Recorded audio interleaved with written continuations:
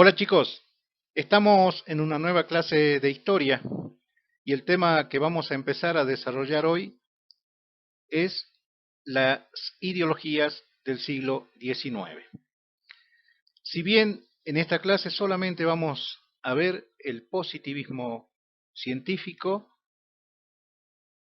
y el liberalismo, para la clase posterior dejaremos el socialismo y otras ideologías más. El objetivo de esta clase es comprender. Nosotros en otras materias y a lo largo del cursado de secundaria siempre escuchan hablar de conceptos como positivismo, el liberalismo, y muchas veces no se entiende bien de qué estamos hablando. Entonces el objetivo de esta clase es aclarar estos conceptos y así tener idea a la hora de analizar algún texto, alguna situación, la realidad cotidiana, saber de qué estamos hablando cuando hablamos de liberalismo, positivismo, después será el socialismo, el anarquismo y muchas otras corrientes del pensamiento. Espero que se encuentren bien junto a su familia y que continuemos en esta nueva modalidad de dictado de clase. Vamos ahora a iniciar esta clase con los objetivos planteados desde el comienzo. Empezamos con el positivismo científico. El avance de la ciencia llevó a modificar el pensamiento de las sociedades europeas en el siglo XIX. Los científicos pues, del mundo de la ciencia comenzaron a desarrollar las ideas de producir conocimiento, de establecer leyes, tanto para el mundo natural como para el mundo social. Se originaron nuevos campos de estudio como la economía política, la química, la física, la sociología, que ya vamos a ver que es muy importante, una nueva ciencia social. Todas estas ciencias se tendrían que desarrollar con el método de investigación científica propio de las ciencias naturales, basada en la observación y en la experimentación, fundamentales para producir conocimiento positivo. Y estos conocimientos positivos se transformarían en leyes universales, verdaderas e irrefutables. Aparece Charles Darwin con su teoría publicada en su obra El origen de las especies en 1859, planteando de que todos los seres vivos evolucionan, incluyendo el hombre, ¿sí? A través de eh, este pensamiento de la evolución y la selección natural. Este pensamiento científico que empieza en las ciencias naturales se va a traducir a las ciencias sociales con el filósofo Auguste Comte, quien va a tomar el modelo evolutivo de Darwin, ¿sí? Ese modelo evolutivo de las ciencias sociales, y lo va a transportar, como les decía anteriormente, a las ciencias sociales. Encontramos así entonces un modelo de humanidad que se apegaba a lo que decía Charles Darwin, ¿sí? Sería el darwinismo social. ¿Y qué decía Comte? Él plantea la idea de la evolución, que las sociedades evolucionaron a lo largo de los tiempos, a lo largo de la historia. Y explica que las sociedades deben transitar por lo menos por tres estadios. El primero es la etapa teológica, que va desde los inicios de la sociedad hasta el siglo XIII. El segundo periodo o etapa es el de la metafísica, que se desarrolla entre el siglo XIII a 1789. Y después tenemos el último estadio, que es la etapa científica, que se desarrolla a partir de 1789 aproximadamente en adelante. Y en este estadio es donde se encuentra la sociedad europea, según Comte. Por supuesto que estamos hablando de Europa, de la Europa atlántica, ¿no? De los países más avanzados. Por lo tanto, estos países estaban en la cima de la evolución, según lo que plantea este filósofo. Y la etapa científica brindaba un orden social fundamental para desarrollar una nueva y superior civilización. Vemos entonces cómo una teoría que proviene de las ciencias naturales pasa a las ciencias sociales y trata de establecer leyes, como decíamos anteriormente, universales, verdaderas e irrefutables, creyendo entonces que la sociedad se podía estudiar del mismo modo que en las ciencias naturales. Es importante este pensamiento y ya vamos a ver por qué un poquito más adelante. Vamos ahora a la corriente del liberalismo. Los pensadores del liberalismo económico, está Adam Smith, economista y filósofo escocés, que escribió el ensayo de la riqueza de las naciones. Es el principal exponente del liberalismo. Thomas Malthus, otro de los pensadores británicos considerados un impulsor del liberalismo. Ya vamos a ver algo de su pensamiento. David Ricardo, economista inglés, también impulsor del liberalismo con sus teorías del valor trabajo y del rendimiento decreciente. Son los principales exponentes de esta corriente que va a ser lógicamente tomada por la burguesía para justificar un orden social. La idea del liberalismo económico, según estos pensamientos, decían que el Estado no debe intervenir en la economía. El Estado no debe, cuando decimos no debe intervenir en la economía, estamos diciendo que no debe intervenir en los intercambios comerciales, en el comercio, no debe intervenir en el precio del salario, no debe intervenir protegiendo la economía nacional, tampoco debe intervenir poniendo el precio a los productos. El Estado solo debía ocuparse de los servicios esenciales para mantener un orden social. ¿Cuáles son estos? La educación pública, la seguridad y la salud pública. ¿Sí? Sectores de la economía que no dejaban ganancias. El Estado se tenía que hacer cargo de esto. ¿Por qué el Estado no debería intervenir en la economía? Porque la economía se manejaba sola a través de una mano invisible, según la ley de la oferta y la demanda. Aquí vemos, la oferta es la cantidad de productos que tenemos para vender y la demanda es la cantidad de personas que quieren consumir o comprar ese producto. Vamos a ver qué relación hay con respecto a los precios.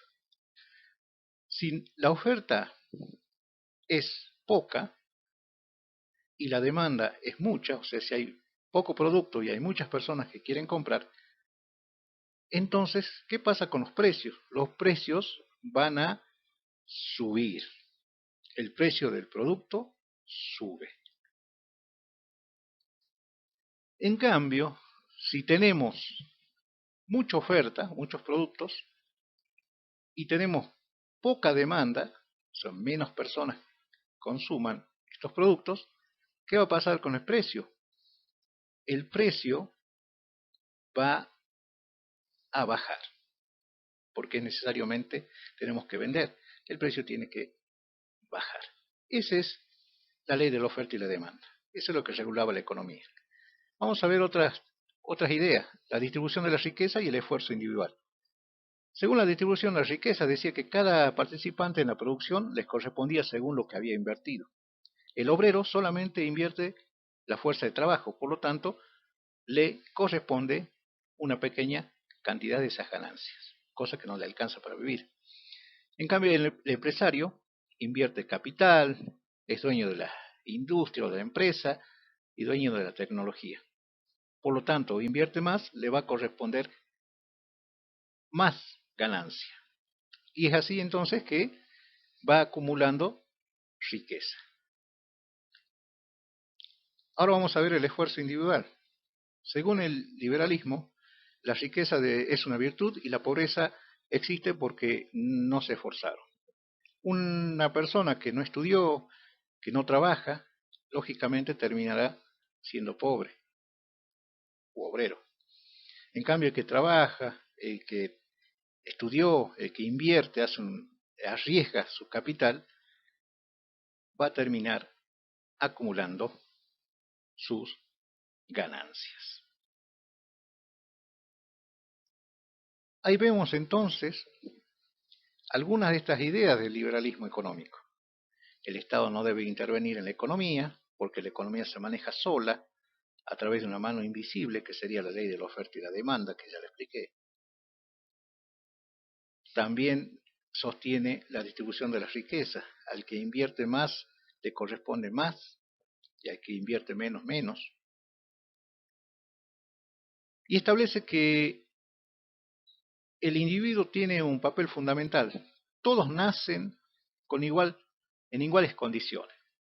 Y el que llega a ser pobre, según el liberalismo, es porque no se esforzó, porque no trabajó, porque no estudió. Y el que llega a triunfar económicamente en la vida es porque se preocupó, porque puso esmero, porque arriesgó, invirtió tiempo y trabajo. Pasamos a otras ideas. Thomas Malthus, por ejemplo, sostenía que la población crecía más rápidamente que la producción de alimentos. Por lo tanto, era lógico que hubiera pobreza. Ahí vemos, la población crece, pero la producción de alimentos va a crecer a un ritmo menos acelerado. Y eso hacía que, lógicamente, como hay mucha población, para algunos les va a faltar alimentación. Entonces la pobreza estaba justificada de esta manera. El Estado no tenía que intervenir. La clase baja o los pobres tenían que ver la posibilidad de no tener tantos hijos, o el Estado simplemente lo dejaba morir. Y así hasta que la curva volvieran a sincronizarse. Otras ideas, las ideas liberales respaldaron la idea del libre comercio entre los países centrales y los países periféricos, donde los países centrales sacaron provecho. Sabemos que los países centrales tienen producción e industrias y tecnología, mientras que los países periféricos producen materia prima y alimentos. Y eso es lo que venden los países periféricos. Le venden la materia prima y los alimentos a los países centrales. Los países centrales van a producir con sus industrias, ¿sí?, productos manufacturados, y les van a vender a los países periféricos. En este círculo de libre comercio, los que sacan mayor ganancia son los países centrales. ¿Por qué? Porque compran a un precio muy bajo la materia prima, por ejemplo, el cuero, lo llevan a sus industrias, fabrican zapatos y vuelven a venderlos a los países periféricos a precio más alto. Lo mismo sucede con, por ejemplo, con el algodón o con la lana. Se producía prendas de vestir en los países centrales y regresaban los productos mucho más caros a los países periféricos. Eso permitía una acumulación de riqueza en los países centrales. Estas ideas económicas del liberalismo y del positivismo científico, como le decía anteriormente, fueron utilizadas por la burguesía europea, norteamericana y la burguesía de los países periféricos para justificar el orden social, para justificar la desigualdad entre pobres y ricos. para justificar la mala distribución de las riquezas. Y de esa manera se sacaban un cargo de conciencia. Los pobres existían porque no se esforzaban. Si tomamos la idea que tenemos acá arriba, una persona que muera de hambre, según Malthus, podría ser algo natural o lógico. Así que bueno, es para que pensemos, es una clase donde se abre mucho para el debate, donde ustedes pueden plantear sus propios pensamientos, sus propias ideas. Veamos el liberalismo político, otra rama de este liberalismo. Las nuevas ideas del liberalismo político se mostraban con una actitud abierta y crítica a los principios inmutables establecidos por la tradición y las costumbres, como así también cuestionaba todo tipo de autoridad cuyo origen no pudiera ser comprobado. ¿Qué buscaba el liberalismo político? Defender los derechos individuales, como por ejemplo la libertad de expresión, cualquiera podía decir lo que pensaba, la libertad de culto, cualquiera podía elegir profesar una religión, la libertad de asociación, podían reunirse para determinado fin, la libertad de pensamiento, ¿sí? Pensar y hacer según lo que piensa uno y no que alguien les imponga. También buscaba la igualdad ante la ley, todos eran iguales, la igualdad de oportunidades para todos. Eso es lo que buscaba el liberalismo político. Entonces, para lograr eso se debía limitar los derechos de los soberanos y del Estado, dictar una constitución y ampliar la participación en el poder. De esta manera, exigían el derecho a voto, el derecho a elegir los gobiernos. También buscaban el derecho a ser elegidos para gobernar. Estos derechos políticos, ¿sí?, que se basaban en la soberanía del pueblo, en la soberanía popular, este derecho a elegir y a ser elegido, solamente según el pensamiento liberal político, estaba garantizado con una constitución y con las leyes escritas.